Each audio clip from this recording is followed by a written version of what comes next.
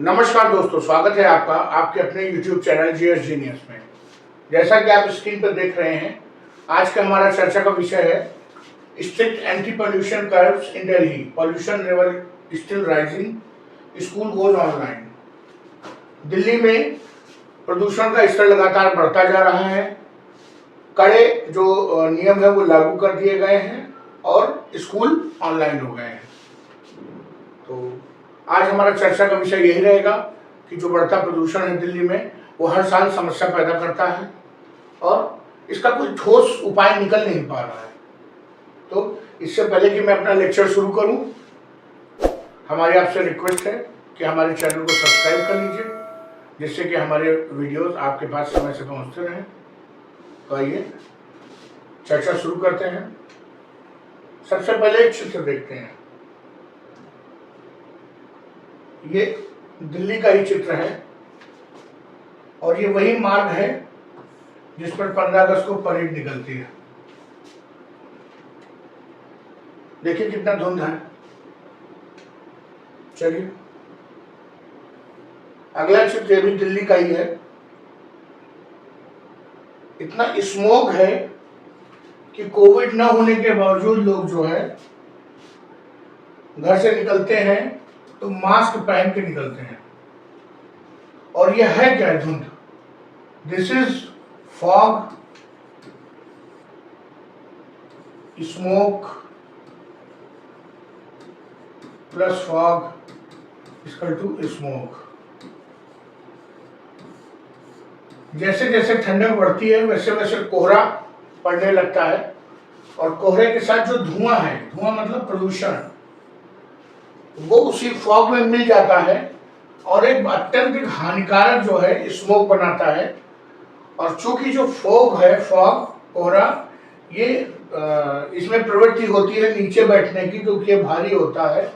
तो जो धुआं, नॉर्मल प्रोसीजर में धुआं क्या है, ऊपर उठ जाता है गर्म होने के कारण, लेकिन ये चूंकि फॉग से मिल जाता है तो ये भी नीचे आ जाता है धरातल के 100-200 मीटर में ही रहता है और अत्यंत हानिकारक हो जाता है मनुष्य के लिए। जो ये सांस के मरीज होते हैं उनके लिए तो जीवन मृत्यु की समस्या बन जाता है। मेन न्यूज ये है कि दिल्ली में जो है पिछले 24 घंटे का जो एवरेज एयर क्वालिटी इंडेक्स है वो 424 पहुंच चुका है। मतलब सेवियर, अत्यंत खराब। ये कब की स्थिति है? 14 नवंबर की, बाल दिवस के दिन, जिस दिन पूरा देश बाल दिवस मना रहा था, चाचा नेहरू का जन्मदिन। उस दिन दिल्ली के लोग सांस भी नहीं ले पा रहे थे। 424 का लेवल है। तो जो दिल्ली के commissioner for air quality management है, उन्होंने क्या किया है कि 3 लेवल का, लेवल 3 के रिस्ट्रिक्शंस लागू कर दिए हैं। हर प्रकार के कंस्ट्रक्शन पे बैन लगा दिया है, क्योंकि कंस्ट्रक्शन के दौरान धूल, बालू, सीमेंट ये सब उड़ती है। इसके अलावा BS3 पेट्रोल वाहन, BS4 डीजल वाहन जो है, इन सब पर रोक लगा दी है कंप्लीट। न केवल दिल्ली में रोक लगाई है, बल्कि नेशनल कैपिटल रीजन, जो एडजॉइनिंग, जो अगल बगल के जिले हैं जो नेशनल कैपिटल रीजन में शामिल होते हैं, NCR में, वहां पर भी रोक लगा दी है। मतलब वे जब तक ये आदेश लागू है तब तक वो नहीं चल सकेंगे। ये आदेश कहां कहां पर लागू है? दिल्ली में तो लागू ही है, साथ में गुरुग्राम, फरीदाबाद, गाजियाबाद, गौतम बुद्ध नगर, इन जिलों में भी ये स्ट्रिक्ट जो नॉर्म्स है वो लागू हो गए हैं। सुनने में तो बहुत आसान लगता है, BS3 BS4 वाहन रोक दिए गए, लेकिन होता क्या है कि सभी के पास नई गाड़ियां नहीं होती हैं। बहुत से लोग अपनी पुरानी गाड़ियों से ही चलते रहते हैं, काम चलाते रहते हैं। भारत एक मध्यम वर्गीय लोगों का देश है और अगर आप BS3 BS4 ये सब गाड़ियां रोक देंगे तो जनजीवन अस्त व्यस्त हो जाएगा। स्पेशली जो टैक्सियां होती हैं वो तो सब पुरानी ही चलती रहती हैं। तो इसी तरह आप अगर सारा कंस्ट्रक्शन वर्क रोक देंगे तो जो उसमें लगे हुए मजदूर हैं, मिस्त्री हैं, या और जो वर्कफोर्स लगी हुई है अलग अलग कामों के लिए, प्लम्बर्स हैं, जो टाइल्स लगाने वाले हैं, उनका जीवन यापन कैसे होगा? जरा सोचिए एक बार, ये कितनी बड़ी समस्या है, लेकिन मजबूरी है। अगर न लगाया जाए तो एक बहुत बड़ी जनता है जो सांस ही नहीं ले पा रही है। इसके अलावा एक और प्रतिबंध लगा है कि जो दूसरे राज्यों से आने वाली बसें हैं, अगर वो इलेक्ट्रिक नहीं है, सीएनजी नहीं है और BS6 नहीं है, तो वो दिल्ली में इंटर नहीं कर पाएंगी।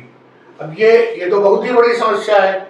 कोई अगर मान लीजिए उत्तर प्रदेश से दिल्ली जा रहा है बस से, तो स्वाभाविक है कि जो आसपास के 2-4 जिलों के NCR की बसें होंगी वो इलेक्ट्रिक भी होंगी, सीएनजी भी होंगी, लेकिन जो दूर दराज के उत्तर प्रदेश से आ रही है, झांसी से आ रही है, बलिया से आ रही है, वो तो पक्का डीजल होंगी। उनको दिल्ली के ही बॉर्डर पर रोक दिया जाएगा और सवारियां उतार दी जाएंगी। उसके बाद उन सवारियों का क्या होगा, वो अपने गंतव्य पे कैसे पहुंचेंगे?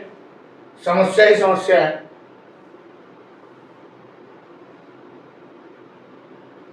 तो CAQM है, कमिश्नर है, उन्होंने ये कहा है कि जो ये decision of discontinuing physical classes, अगर चाहें तो दिल्ली और उसके आसपास के जितने जिले हैं, यही जो NCR में पढ़ते हैं, वो फिजिकल क्लासेस मतलब बच्चों को स्कूल बुलाना बंद कर दें और ऑनलाइन शिफ्ट हो जाएं। ये उन्होंने सलाह दी है। और सलाह का परिणाम क्या हुआ है कि दिल्ली की चीफ मिनिस्टर आतिशी, उनके पास शिक्षा विभाग भी है वैसे, आतिशी ने तुरंत एक्शन लिया है। उन्होंने कहा कि सभी सरकारी सहायता प्राप्त और गैर सरकारी सहायता प्राप्त और प्राइवेट रिकॉग्नाइज्ड स्कूल, उनको बाध्य किया जाता है कि वो कक्षा 5 तक की सभी जो क्लासेस हैं उनको रोक दें और ऑनलाइन चालू कर दें। ऑनलाइन क्लासेस का आदेश उन्होंने दे दिया है, क्योंकि जो सबसे ज्यादा तकलीफ होती है वो बच्चों को ही होती है।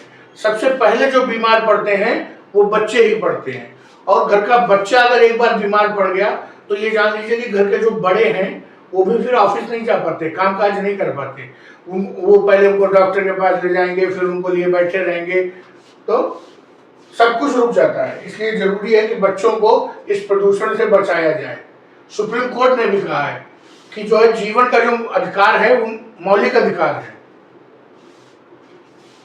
और इस प्रदूषण भरे वायुमंडल में तो जीवन का अधिकार कहीं दिखाई नहीं देता। जो गोपाल राय हैं, दिल्ली के ही एनवायरमेंट मिनिस्टर हैं, उनका कहना है वो अपनी बचत करने लगे, इसमें भी राजनीति ढूंढने लगे। तो उन्होंने कहा कि दिल्ली के लोग ही पूरी तरह जिम्मेदार नहीं है प्रदूषण की समस्या के लिए, तो नेशनल कैपिटल रीजन की स्टेट्स के जो अगल बगल के जिले हैं वो भी उतने ही जिम्मेदार हैं। ये भी सही बात है कि दिल्ली के लोग जो पॉल्यूशन कर रहे हैं वो तो एक अलग स्तर का पॉल्यूशन है। आबादी ज्यादा है, गाड़ियां ज्यादा हैं, बसें ज्यादा चल रही हैं, पूरी दुनिया भर से लोग भारत भर से दौड़ दौड़ के दिल्ली में जा रहे हैं बिजनेस के लिए, सामान खरीदने के लिए। लेकिन जो अगल बगल के जिले हैं जहां पर कृषि कार्य हो रहा है, जहां ईंट के भट्टे लगे हुए हैं, वहां पर पराली जलाने की समस्या, अभी पंजाब हरियाणा में पराली जलाने की समस्या शुरू हो जाएगी। अभी 2-4 दिन पहले मैं न्यूज़पेपर पढ़ रहा था, तो पंजाब के किसान कह रहे थे कि पराली जलाना हमने फिर से शुरू कर दिया है, क्योंकि उसको जो है शुरुआत में जो गवर्नमेंट सुविधा दे रही थी डिस्पोज करने के लिए वो बंद कर दी गई है। तो अब उनको जो है खर्चा ज्यादा पड़ रहा है उसको डिस्पोज करने में, तो उन्होंने फिर से जलाना शुरू कर दिया है। और दिल्ली की जो ये स्थिति है पॉल्यूशन की, ये आज की नहीं है, ये दिवाली के बाद से लगातार बनी हुई है। अभी सुप्रीम कोर्ट ने इसका कॉग्निजेंस लिया और कहा कि वो कौन सा धर्म है, वो कौन से लोग हैं जो प्रदूषण करने को जो है सही ठहराते हैं, वो लोग सामने आए। ये इन्वायरमेंट मिनिस्टर ने कहा कि अगर हमको पॉल्यूशन खत्म करना है तो न केवल दिल्ली बल्कि उत्तर प्रदेश, हरियाणा, राजस्थान और केंद्र सरकार, इन सबको मिलकर काम करना पड़ेगा। ये तो सही बात है, मिलकर काम करना पड़ेगा, लेकिन इतने साल से कर क्या रहे हैं? मैंने तो जब से होश संभाला है तब से जो है दिल्ली में जैसे ठंडक शुरू होती है प्रदूषण की समस्या शुरू हो जाती है। और अभी बीच बीच में ये होता था कि पहले तो दिल्ली वालों को ही जिम्मेदार माना जाता था, फिर दिल्ली वालों ने इसका ठीकरा पंजाब हरियाणा वालों पे फोड़ दिया कि वो जो है पराली जलाते हैं। पराली का मतलब एग्रीकल्चर रिमेन्स, जब फसल हो जाती है तो ऊपर ऊपर की काट ली जाती है और नीचे जो जड़ें और जो तना रह जाता है उसका, उसमें आग लगा देते हैं जिससे वो खत्म हो जाती है और दोबारा खेत की जुताई की जाती है। तो अब पंजाब हरियाणा में, पंजाब में उनकी अपनी सरकार है आप पार्टी की, तो उन्होंने पंजाब को भी जिम्मेदार ठहराना बंद कर दिया। अब उत्तर प्रदेश और हरियाणा जिम्मेदार हो गए हैं क्योंकि वहां पर भाजपा की सरकार है और केंद्र सरकार जिम्मेदार है। तो बस करना किसी को कुछ नहीं है, बस इधर से उधर गेंद फेंकते रहना है और दिल्ली वालों को यही प्रदूषित हवा सांस लेते रहना है। अभी हाल ही में रिपोर्ट आई थी कि दिल्ली में जो व्यक्ति 10 साल रह लेता है उसकी आयु अपने आप 3-4 साल कम हो जाती है। क्यों? क्योंकि उसके फेफड़ों की क्षमता समाप्त हो जाती है। जो पार्टिकल 2.5 और पार्टिकल 10 है वो सब फेफड़ों में जमा हो जाता है। तो दिल्ली वालों की मजबूरी है, लेकिन दिल्ली में किसी के पास दिल ही नहीं है। तो चलिए, इस मुद्दे पर जो हमको चर्चा करनी थी, जो अपना पक्ष रखना था, वो मैंने रख दिया। अब आपकी जिम्मेदारी है कि आप भी अपनी बात कहिए। कमेंट बॉक्स में लिखने के लिए आप स्वतंत्र हैं।